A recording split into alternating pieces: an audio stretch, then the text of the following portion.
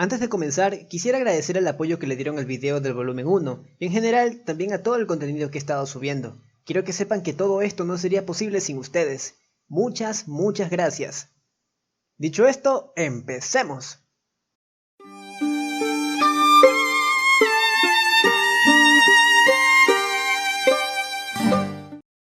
Después del arresto de Fouquet, la Tierra desmoronada, la vida en la academia volvió a la normalidad. La aventura que vivieron fue una experiencia que llevó al límite a Saito y Luis, y también una experiencia que agitó sus corazones, dejando a los jóvenes con nuevos sentimientos que lenta e inesperadamente florecían en su interior.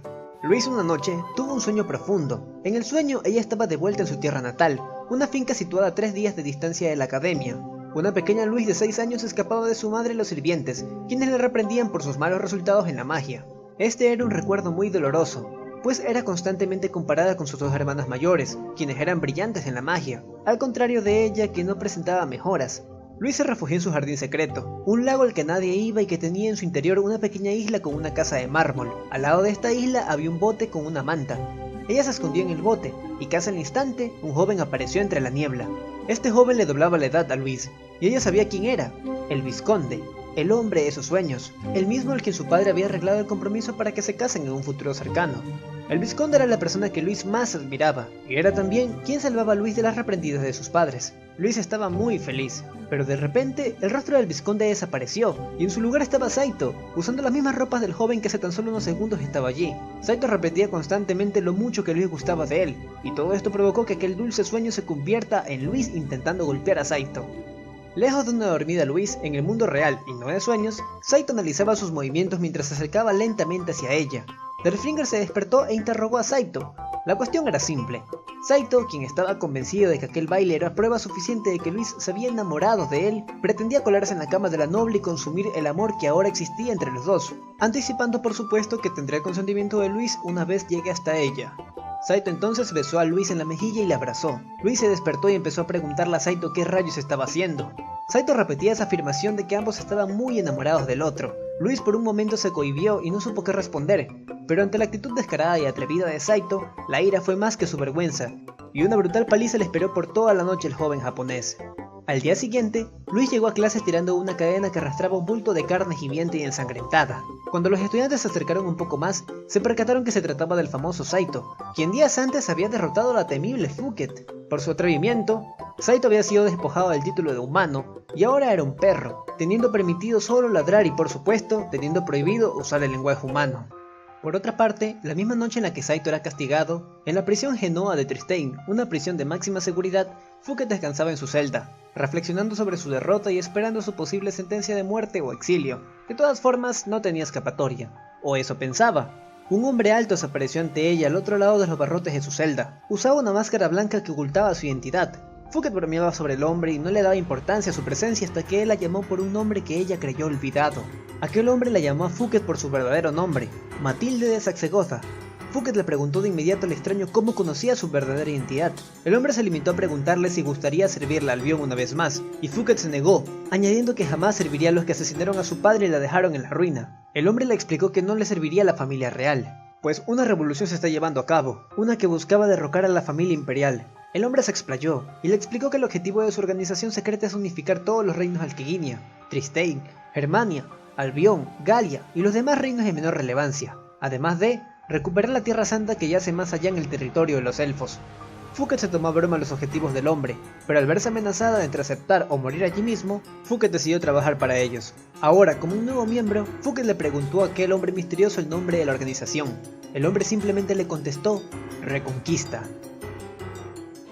En la academia, el profesor Colbert se apresuró a avisarle a todos que la princesa del país de Tristein haría una visita pronto y que las clases quedarían suspendidas hasta entonces. Un poco lejos de la academia, un carruaje que era tirado por unicornios transportaba a este miembro de la familia real, a la princesa Henrietta de Tristein, y a su lado el cardenal Mazarino. Desde la muerte de su padre, el rey Enrique de Tristein, la actual reina que era su madre, Mariana de Tristein, tenía total intención de cederle el puesto de reina al país a Henrietta, por lo que ella estaba ahora más que nunca al frente de todo, teniendo como tutor al cardenal Mazarino, un leal sirviente de la familia real. Henrietta, pese a la belleza que irradiaba, por dentro vivía una angustia. Ella había sido forzada a un compromiso con el rey de Germania a fin de establecer una alianza entre las naciones, y por otra parte, las noticias de la rebelión en Albion que buscaban acabar con la familia real de dicho país la deprimían aún más. La princesa estaba muy preocupada por el príncipe de Albion. Mazarino llamó entonces al líder de los caballeros Griffin, el comandante Wardes, para que le entregara un ramo de flores a Henrietta a fin de animarlo un poco. Henrietta preguntó por la identidad de aquel soldado, y cuando Mazarino mencionó que era vecino de los Valier, Henrietta de pronto se impacientó por llegar a la academia. Cuando la princesa llegó a la academia acompañada del cardenal Mazarino y el comandante Wardes, este último fue el blanco de Luis, quien la miró embobada desde la multitud por varios minutos, despertando las sospechas de Saito. Aquella noche, en la habitación de Luis, un desconocido tocó a la puerta.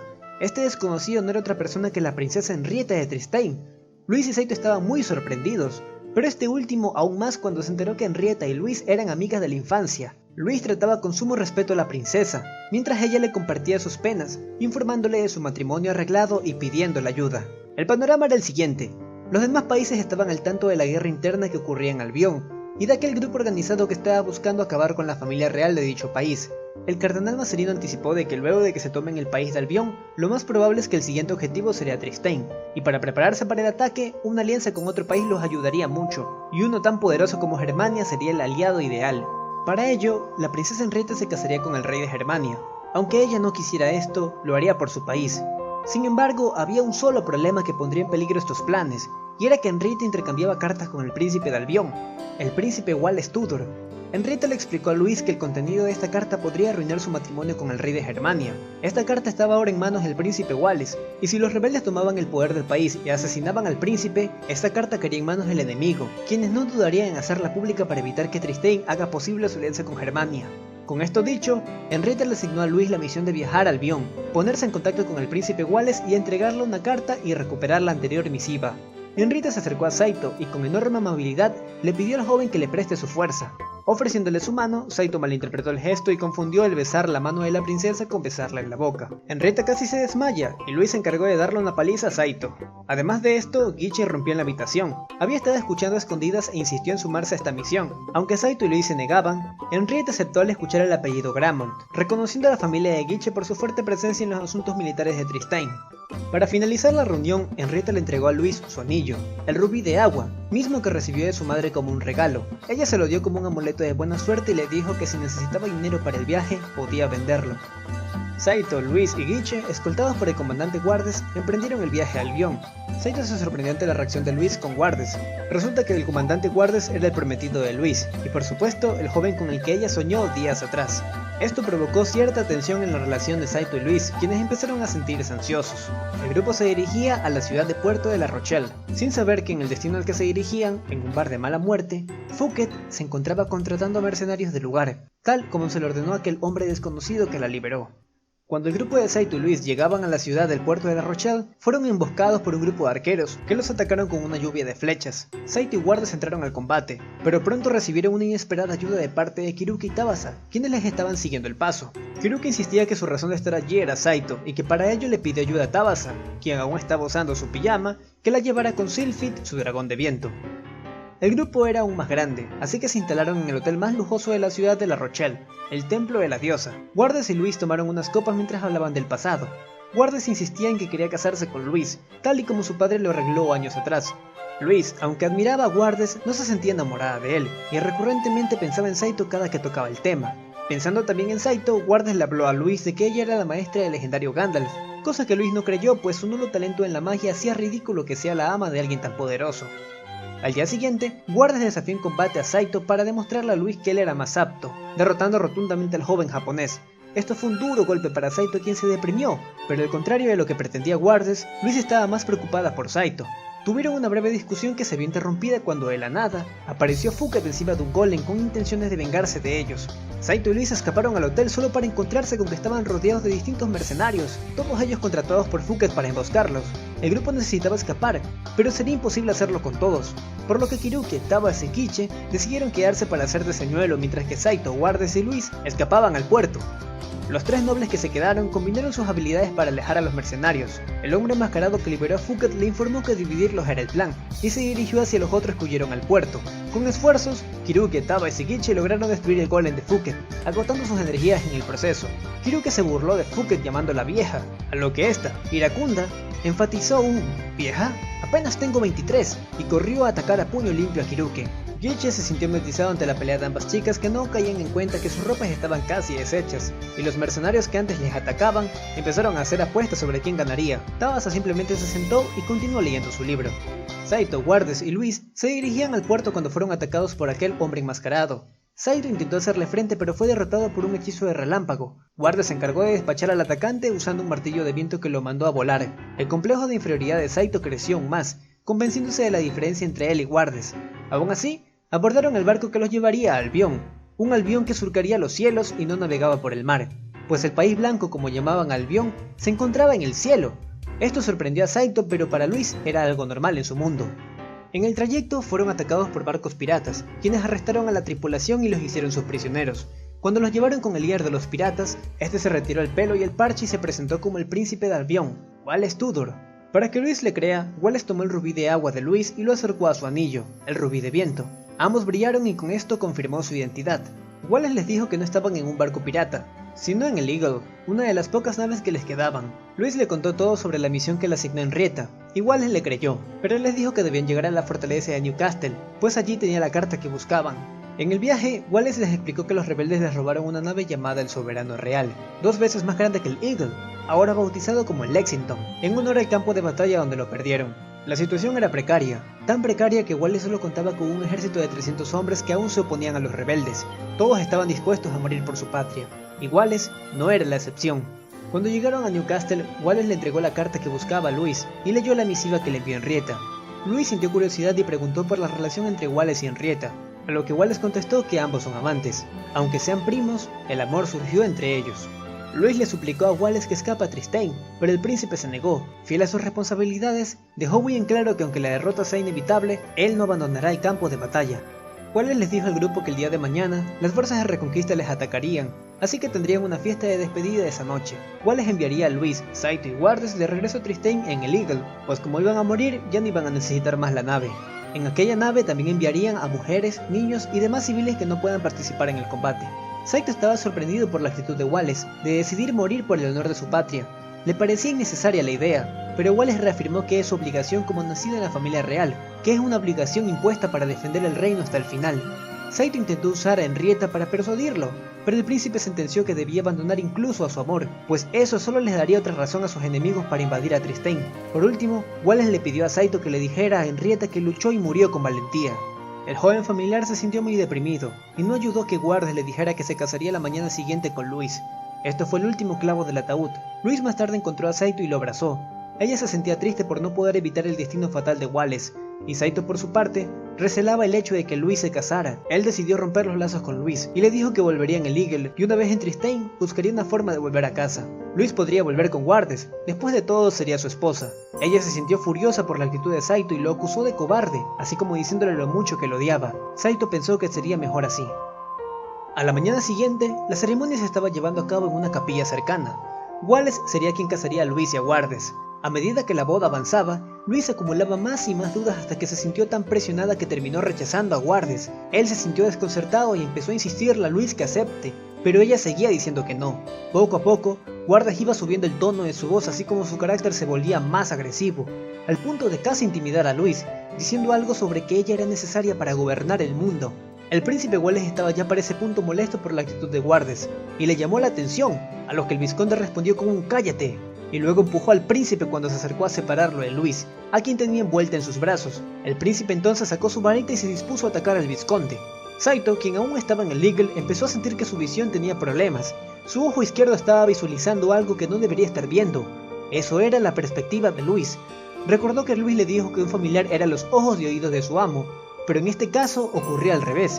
Sin tiempo para pensar, lo atribuyó a uno de los misteriosos poderes de Gandalf y fue en rescate de Luis. Mientras tanto en la capilla, Wardes aún presionaba a Luis a cambiar de opinión, hasta que ya cansado de rechazos, la soltó y sabiendo que estaba acorralado por el príncipe, Wardes empezó a hablar sobre sus objetivos, hablando de 3 en específico. 1. Enamorar a Luis. 2. La carta que Henrietta le entregó a Luis. Y el tercer objetivo. Sobre este tercer objetivo, el príncipe Wallace lo entendió al momento que escuchó el interés del vizconde sobre la carta, pero era demasiado tarde. El vizconde fue más rápido y atravesó el pecho del príncipe con un brillo mágico que emanó de su varita. Wallace maldijo a Reconquista y cayó mortalmente herido. En ese punto, Wardes reveló su identidad como un noble de Albion, más correcto, un miembro de Reconquista, repitiendo nuevamente los ideales de unificar a toda Alqueguinia. Atacó a Luis con su hechizo Martillo de Aire y se disponía a asesinar a la joven noble, cuando en ese momento una pared de la capilla se rompió y un Saito, poseído por la ira, hizo acto de presencia. Saito había visto todo esto gracias a la reciente habilidad que adquirió, por lo que sin muchas palabras, confrontó al vizconde. En el calor del combate, Delfinger le dijo a Saito que había recordado que su antiguo maestro también se llamaba Gandalf, y con ello, despertó parte de su poder dormido ahora que había recordado su verdadera identidad. Cuando Warden le atacó con otro martillo de viento, Delfinger brilló y absorbió todo el hechizo, declarando: "Eso soy yo, la mano izquierda de Gandalf, el gran Delfinger". Wardes, sorprendido, decidió cambiar de estrategia, pronunciando un hechizo de clones de viento de sí mismo. Uno de ellos sacó una máscara blanca y se la colocó. El hombre enmascarado, quien liberó a Fouquet, quien planificó la emboscada en el hotel, y también quien los atacó en el puerto, había sido Wardes todo el tiempo. La pelea fue encarnizada. Aunque antes Wardes venció a Saito con facilidad, poco a poco el poder de Saito aumentaba. Él ya no peleaba solo por proteger a Luis, él deseaba aniquilar a Wardes a toda costa. Ira, venganza, rabia, tristeza, un revoltijo de emociones poseían a Saito, quien batallaba con la furia de 1000 demonios. Sus runas brillaban con fuerza, y Delfinger volvió a desbloquear otro recuerdo de su mente, informándole a Saito que la verdadera fuerza de Gandalf no eran otra cosa más que sus sentimientos. Saito derrotó a todos los clones de Wardes y al original, pero no pudo darle el golpe final. Se encontraba muy cansado debido al uso exagerado del poder de Gandalf. Wardes utilizó esta oportunidad para escapar, flotando en el aire y diciéndole a Saito que pronto el ejército llegará y estará en problemas. Diciendo esto, él desapareció. Delfinger advirtió a Saito que si los soldados de Albion llegaban y veían el cadáver del príncipe, pensarán con certeza de que son traidores, por lo que debían huir. Saito no veía escapatoria, por lo que pensó en enfrentar al ejército a toda costa, pero no tuvo necesidad de esto, pues un ser emergió del suelo de la capilla. Este ser era un topo, más específicamente Verdandi, el familiar de Guiche, y así como apareció el animal, su amo también emergió, y a su lado, Kiruken. Desde el agujero que el topo creó en el suelo, ambos le dijeron que una vez que se libraran de los mercenarios y que Fouquet nuevamente escapara, le siguieron el paso hasta Albion. Una vez llegaron al país, utilizaron a Verdandi, quien amaba las joyas, para que rastreara el rubí de agua de Luis, y así llegaron hasta ellos.